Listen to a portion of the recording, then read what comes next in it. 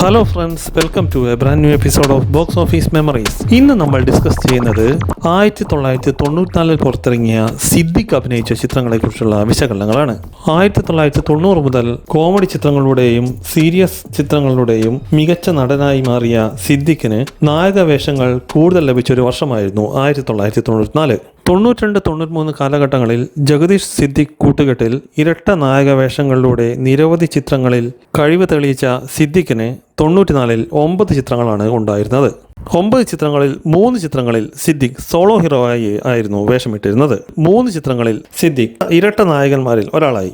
അതുകൊണ്ട് തന്നെ 94-ൽ 9 ചിത്രങ്ങളിൽ 6 ചിത്രങ്ങളിലും സിദ്ദിഖ് നായകനോ നായക തുല്യമായ വേഷമോ ആണ് അവതരിപ്പിച്ചത്. ഇനി ഏതൊക്കെയാണ് ഈ ചിത്രങ്ങളെന്നും അവയുടെ ബോക്സ് ഓഫീസ് പെർഫോമൻസ് എന്തായിരുന്നു എന്നും നമ്മൾക്ക് നോക്കാം. 1994-ൽ സിദ്ദിഖ് അഭിനയിച്ച ആദ്യത്തെ ചിത്രമായിരുന്നു ഏപ്രിൽ 15 വിഷുവിനോടനുബന്ധിച്ച് തിയേറ്ററുകളിലെത്തിയ ഭീഷ്മാചാര്യ. മനോജ് കെ ജയനും സിദ്ദിഖും പ്രധാനപ്പെട്ട കഥാപാത്രങ്ങളെ അവതരിപ്പിച്ച ഈ ചിത്രം സംവിധാനം ചെയ്തത് കൊച്ചിൻ ഹനീഫയായിരുന്നു. EMG പ്രൊഡക്ഷൻസ് നിർമ്മിച്ച ഈ ഫാമിലി ആക്ഷൻ എന്റർടൈനർ എന്നാൽ ബോക്സ് ഓഫീസിൽ വേണ്ട രീതിയിൽ പെർഫോം ചെയ്തില്ല. കൊച്ചിൻ ഹനീഫ തന്നെ തിരക്കഥാ സംഭാഷണം നിർവഹിച്ച ഈ ചിത്രത്തിൽ നരേന്ദ്രപ്രസാദും വളരെ പ്രധാനപ്പെട്ട ഒരു കഥാപാത്രത്തെ അവതരിപ്പിച്ചിരുന്നു. ജനാർദ്ദനൻ, കവിയൂർ പൊന്നമ്മ, വിന്ദുജാമേനോൻ തുടങ്ങിയവരും പ്രധാനപ്പെട്ട കഥാപാത്രങ്ങളെ അവതരിപ്പിച്ച ഭീഷ്മാചാര്യ ബോക്സ് ഓഫീസിൽ ഒരു പരാജയ ചിത്രമായി മാറി. SP വെങ്കടേഷ് സംഗീത സംവിധാനം നിർവഹിച്ച അതിമനോഹരമായ ഗാനങ്ങൾ മാത്രമായിരുന്നു ഈ ചിത്രത്തിന്റെ ഏക ഹൈലൈറ്റ്. 94-ൽ സിദ്ദിഖ് അഭിനയിച്ച രണ്ടാമത്തെ ചിത്രമായിരുന്നു ജൂൺ 24 തിയേറ്ററുകളിലെത്തിയ ഗാന്ധീവം. സിദ്ദിഖ് പോലീസ് വേഷത്തിലെത്തിയ ഈ ചിത്രത്തിൽ നെപ്പോളിയനും പ്രധാനപ്പെട്ട ഒരു കഥാപാത്രത്തെ അവതരിപ്പിച്ചിരുന്നു. PM നായർ തിരക്കഥയും സംഭാഷണവും ഒരുക്കിയ ഈ ചിത്രത്തിന്റെ സംഗീത സംവിധാനം നിർവഹിച്ചത് മോഹൻ സിത്താരയായിരുന്നു. പൊൻസീതേ ഫിലിംസിന്റെ ബാനറിൽ PM പാണ്ഡ്യൻ നിർമ്മിച്ച ഈ ചിത്രം ഉമാ ബാലനായിരുന്നു സംവിധാനം ചെയ്തിരുന്നത്.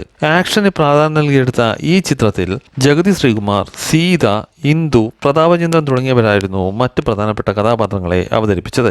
സാബ് ജോൺ തിരക്കഥാ സംഭാഷണം ഒരുക്കിയ ഗാന്ധീവം പ്രേക്ഷകരെ വേണ്ട രീതിയിൽ ത്രില്ലടിപ്പിക്കാത്തത് കൊണ്ട് തന്നെ ബോക്സ് ഓഫീസിൽ പരാജയമായി മാറി. AT ഉമറായിരുന്നു ഈ ചിത്രത്തിന്റെ സംഗീത സംവിധാനം നിർവഹിച്ചത്. 1994-ൽ സിദ്ദിഖ് അഭിനയിച്ച മൂന്നാമത്തെ ചിത്രമായിരുന്നു മുകേഷിന്റെ മലപ്പുറം ഹാജി മഹാനായ ജോജി. ജൂൺ 24 21 കേന്ദ്രങ്ങളിൽ റിലീസ് ചെയ്ത ഈ ചിത്രം ഷൈൻ പ്രൊഡക്ഷൻസ് നിർമ്മിച്ച് തുളസീദാസ് സംവിധാനം ചെയ്ത ചിത്രമായിരുന്നു. സിദ്ദിഖ് ഈ ചിത്രത്തിൽ മുകേഷിന്റെ സന്തത സഹചാരിയായി മികച്ചൊരു വേഷത്തിലായിരുന്നു എത്തിയിരുന്നത്. തുളസീദാസിന്റെ കരിയറിൽ തന്നെ ഏറ്റവും മികച്ച വിജയം നേടിയ ഈ മുഴുനീള കോമഡി ഫാമിലി എന്റർടൈനർ എല്ലാവിധ പ്രേക്ഷകരുടെയും പിന്തുണയിൽ ഗംഭീര കളക്ഷൻ നേടി വൻ വിജയമായി സൂപ്പർ ഹിറ്റ് ആവുന്ന കാഴ്ചയായിരുന്നു നമ്മൾക്ക് കാണാൻ കഴിഞ്ഞത്.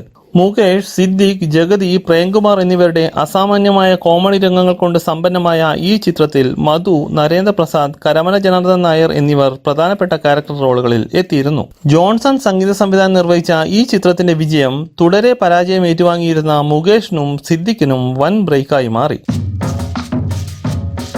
94-ൽ സിദ്ദിഖ് അഭിനയിച്ച അടുത്ത ചിത്രമായിരുന്നു ജൂലൈ 8 തിയേറ്ററുകളിലെത്തിയ പ്രദക്ഷിണം. പ്രദീപ് ചൊക്ലി സംവിധാനം ചെയ്ത ഈ ചിത്രം കുടുംബ ബന്ധങ്ങൾക്ക് ഏറെ പ്രാധാന്യം നൽകിയെടുത്ത ചിത്രമായിരുന്നു.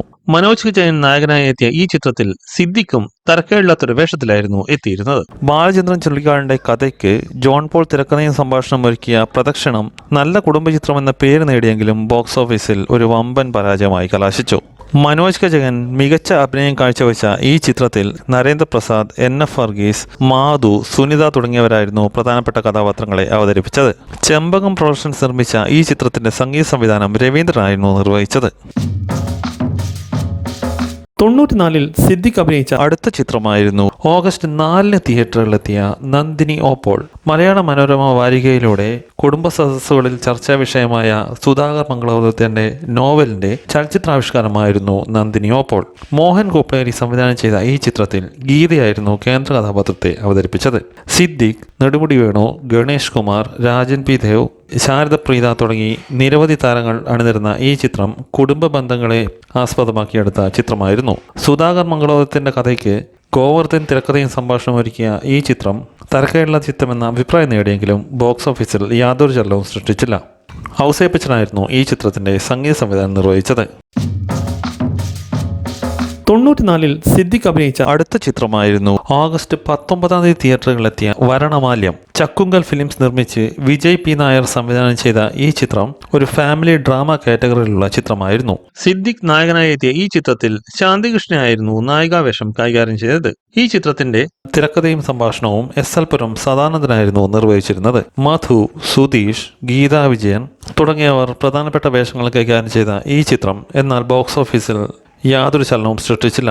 അതുകൊണ്ട് തന്നെ സാമ്പത്തികമായി പരാജയപ്പെട്ട ഒരു ചിത്രമായിരുന്നു വരണമാല്യം.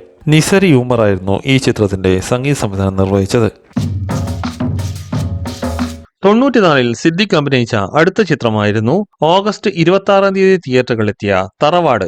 ഈ ചിത്രത്തിൽ സിദ്ദിഖ് നായക വേഷത്തിലായിരുന്നു എത്തിയിരുന്നത്. കൃഷ്ണൻ മുന്നാട് സംവിധാനം ചെയ്ത ഈ ചിത്രം ഒരു ഫാമിലി സെന്റിമെന്റ്സ് കാറ്റഗറിയിലുള്ള ചിത്രമായിരുന്നു.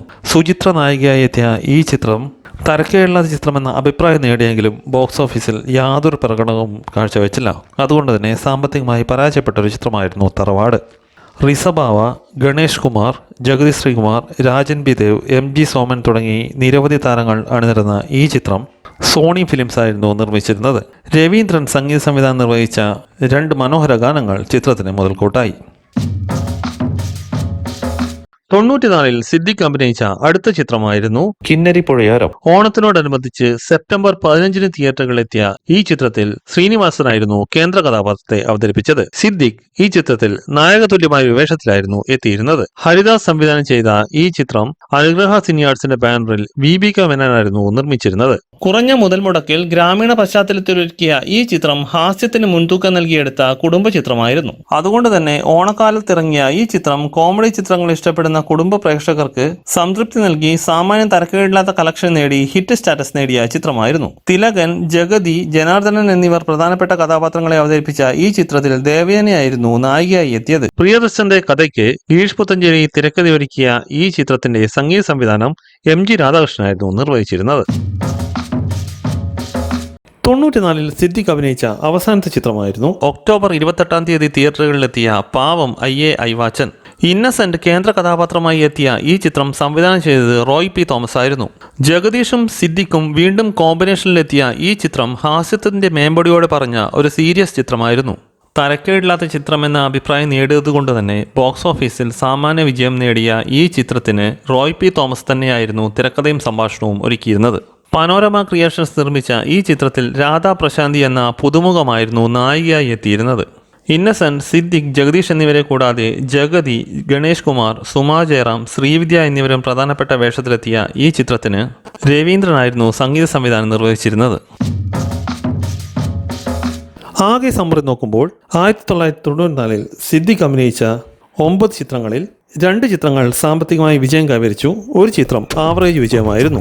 മലപ്പുറം ഹാജി, മഹാനായ ജോജി സൂപ്പർ വിജയം കൈവരിച്ചപ്പോൾ പാവം അയ്യേ ഐവാച്ചൻ ആവറേജ് വിജയവും കിന്നരി പുഴയോരം ഹിറ്റ് സ്റ്റാറ്റസ് നേടി. ഇത്രയുമാണ് 94-ൽ സിദ്ദിഖ് അഭിനയിച്ച ചിത്രങ്ങളെക്കുറിച്ചുള്ള വിശകലനങ്ങൾ. ഈ വീഡിയോ നിങ്ങൾക്ക് ഇഷ്ടമായെന്ന് കരുതുന്നു. വീഡിയോ ഇഷ്ടമായ ചാനൽ സബ്സ്ക്രൈബ് ചെയ്യുക. നോട്ടിഫിക്കേഷന് വേണ്ടി ബെൽ ഐക്കൺ ക്ലിക്ക് ചെയ്യുക. മറ്റൊരു വിഷയവുമായി അടുത്ത വീഡിയോയിൽ കാണുന്നവരെ നന്ദി, നമസ്കാരം.